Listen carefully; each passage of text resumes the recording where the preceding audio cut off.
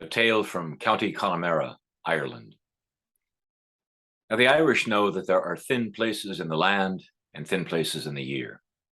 And a thin place in the land simply means a place where the veil that separates this world from the other is so thin you can feel it. And thin times are times like Samhain, what we know as Halloween. Samhain is the Celtic New Year.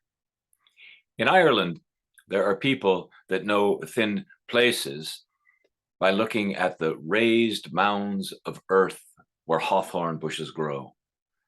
And all and sundry know those are the entrances to the fairy forts, the place where the wee folk, the good people, the other crowd dwells.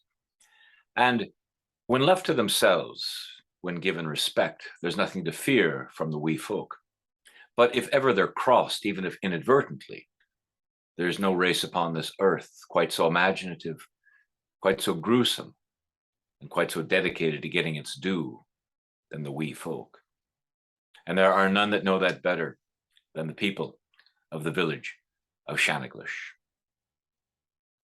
It happened during the Great Hunger, after the famine times, when so many had died from starvation and the sickness, the cholera. And among those who had died in the village of Shanaglish was the weaver. And that was no small thing, because in those days, you didn't just go into a shop and have a suit or a pair of pants to buy. No, you had to find a man to weave the cloth and then to cut it and to sew it up into a shirt or a coat. And the weaver, well, he was your man for all of that. And with the village weaver gone in Shanaglish, well, the people had to walk at least 5 miles to the town of Gort just to have a shirt or a coat sewn up. Well, they did, until the day when some of the men were working in the high field, and they looked down and they saw a stranger coming down the road with a big pack on his back. And they feared him. You feared all strangers back then, because they could be bringing the disease, the cholera. And they called out to a man, "Man, you there, where are you going?" And the man cried out, "I come from up north, but there's no work there. So I've come to see if I could ply my trade here in Shanaglish." "Ah, and what trade would that be?" "Well, I'm a weaver." Well, that was enough said. He was a weaver, and he was healthy, and so in no time at all, they helped him set up a shop there in Shanaglish.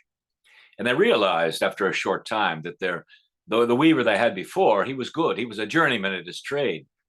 But this new weaver, he was a master at his craft. And because of that, he soon had a long line of customers out the door. Well, he was making a good coin at it as well. He was the kind of a man sometimes known as a countryman, a man who liked to have his own plot of ground where he could grow a few spuds and some vegetables. And he went asking about to see if there was anyone that could rent him a plot of ground. But all the people said, "No, Weaver, we're sorry, but you see, all our plots are small here. We've no land to rent whatsoever." But someone said, "But Weaver, if you go up the hill a ways, you'll find Murphy's place there. And Murphy, he's got the better part of 60 acres. If anybody could rent you some land, it would be him. Go see that Murphy." And so the next day, well, you could see him. You could see the weaver walking up the hill there. He comes to Murphy's door and he knocks upon it. And he asks Murphy about some ground to rent. But you need to know this. Murphy's a bit of a conniving sort and a man who's rather tight with the coin. And he says, "Well, I imagine I could lend you a plot of ground, but you'll be paying in advance and no refunds." And the weaver says, "I've no trouble with that." And doesn't he reach into his pouch and give Murphy a few gold coins for the rent? And Murphy takes it. And he knows he has him now. "Well, let me show you the plot of ground I have in mind." So he takes the weaver out into the back there, and they walk a short distance. And he points to a round mound of earth with hawthorn bushes growing there. And he says, "Here's the plot of ground you can have." Because you see, Murphy, he knows full well there's no Irishman that's ever going to farm a plot of ground on a fairy fort. And so isn't he a bit surprised when the weaver says, "Well, if that's the plot of ground you got, that's the plot of ground I'll take." And Murphy thinks, certainly he can't be serious. But he is. In fact, the next day, he sees the weaver coming up with his wheelbarrow, with his spade and his axe and his mattock there. And there's a few townspeople coming up along with him, for they've heard tell of what he's about to do. And sure enough, big as life, he comes out there into the field, right up to the hawthorn bushes. And he takes his axe. And before he strikes a blow, somebody calls out from the crowd there and says, Weaver, man, Weaver, we tend to leave such places like that to themselves here in Shanaglish, you know. And someone else says, that's right, Weaver.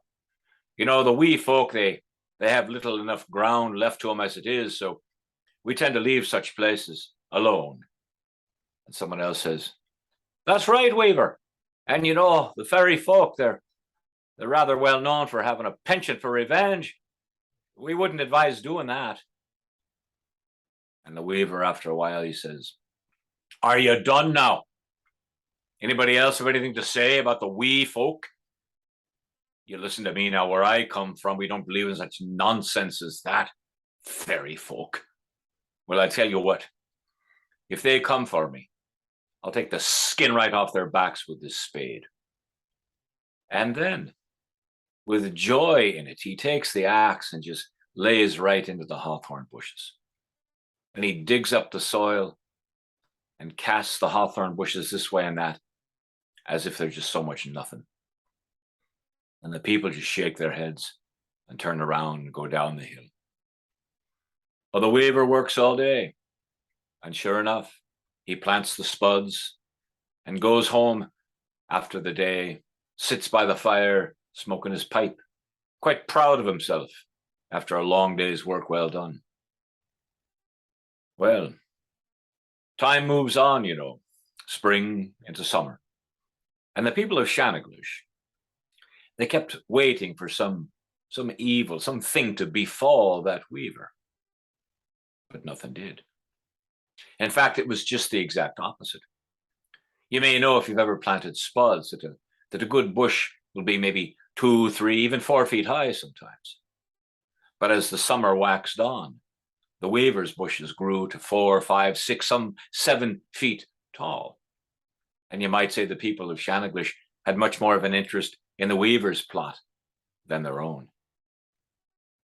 Well, the time finally came, you see, for the harvest. And half the village came up with the weaver, watching him with his wheelbarrow and his spade as he come out there to harvest the spuds. Well, he dug into the ground and he was going to lever one of the spades out there, but he couldn't. It was too heavy. And he pushed and pushed and pushed, and finally he unearthed this enormous potato. It must have been as big as a bloody pumpkin. It was huge and perfectly formed. And the weaver smiled. Didn't he have these folk? But then, you know, he kept digging. And you know, if you've ever harvested potatoes, you know it's almost impossible to put a spade in without cutting into one of them. And he did that. He cut into one and he pulled the shovel out. But it was covered with blood, as red as your own heart's blood. And someone shrieked in the crowd. And other people crossed themselves, and they turned away and went down the hill.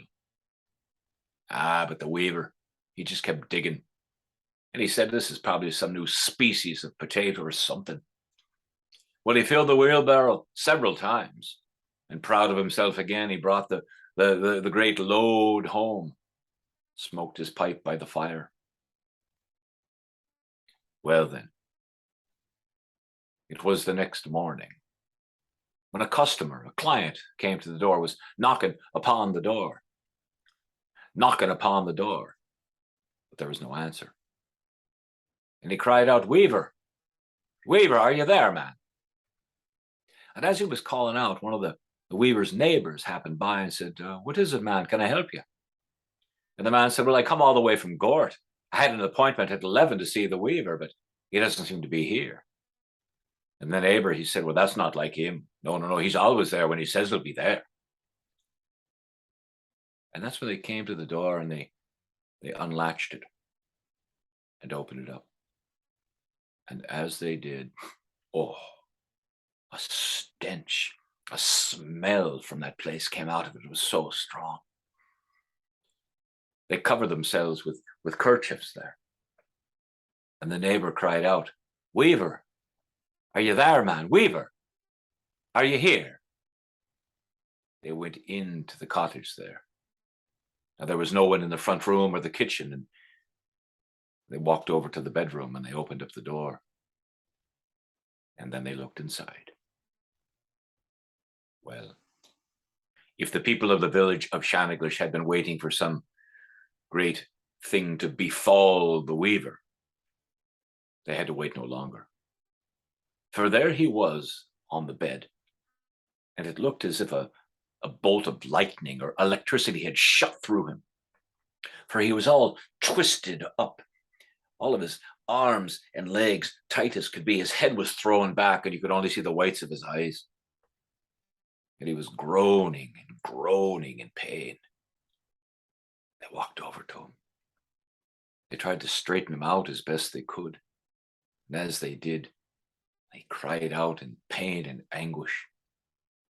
And then the neighbor said, "Go, man, go, run, get the priest."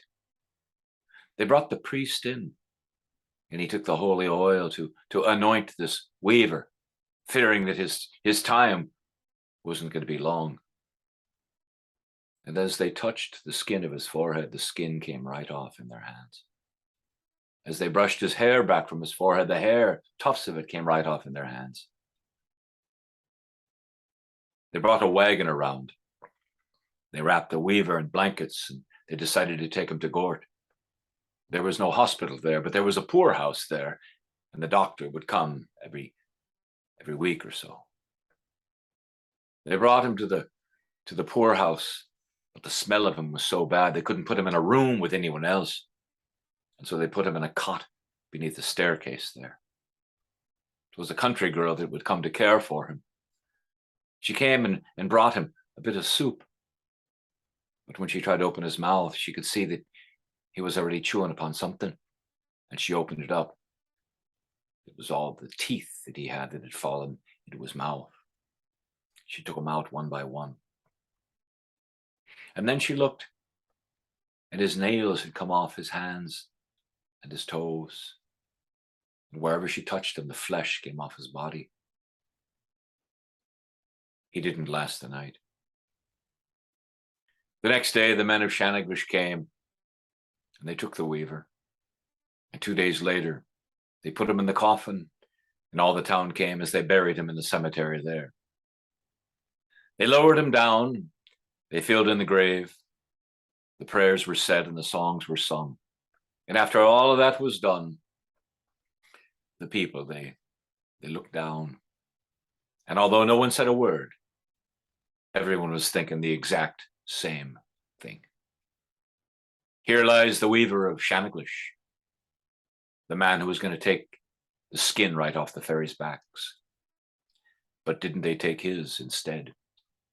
His skin, his teeth, his hair, his nails, until at last they took his very life. How many fairy forts do you think were disturbed in and around Shanaglish after that time? Not a one. And if you don't believe me, well, you can do your own inquiring. But the fact of the matter is this: when respected and given their due, there's little to fear from the fairy folk. But if ever they are crossed, even if inadvertently, there is no race upon this earth quite so gruesome, quite so imaginative, and quite so dedicated to getting its due than the fairy folk. And there are none that know that better than the people of the village of Shanaglish. A tale known as the Shanaglish Weaver, collected by the great Shawnee, the collector of traditional tales and the masterful teller of them, the man known as Eddie Lenihan.